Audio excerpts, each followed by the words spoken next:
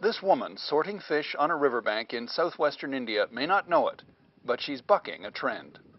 Already dark-skinned, spending her days working in the blazing sun will ensure she stays that way. The opposite of what today's Indians are told they should be. To flip through the channels on Indian television is to see an unreal reflection of the world.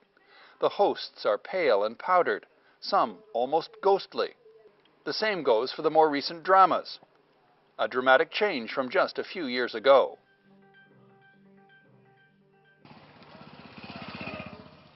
Skin color matters. It matters for everything.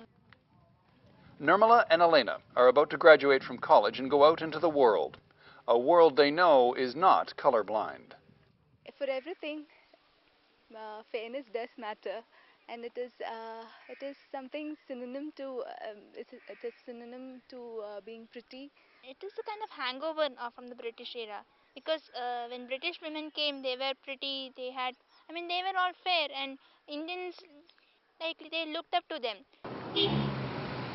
But others think it goes even further back than that. The caste system, which has for thousands of years dictated your place in Indian society, is in part identified with skin color. People generally wouldn't want to be identified as a lower caste, but their color would say so.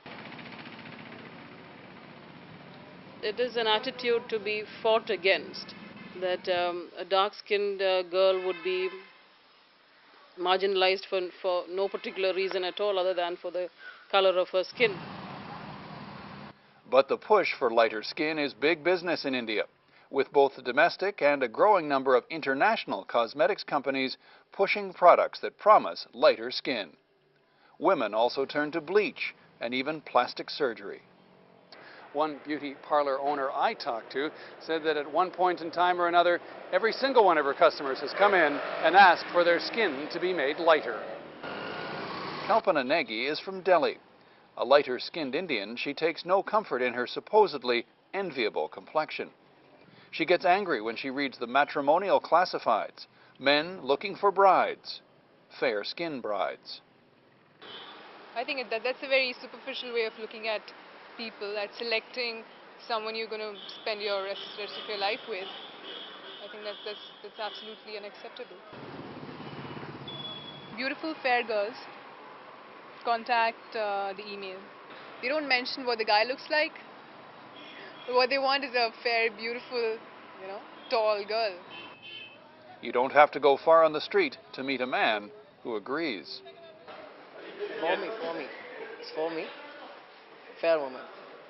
And yet, how would you describe your own skin? I think I'm not much fair, but average.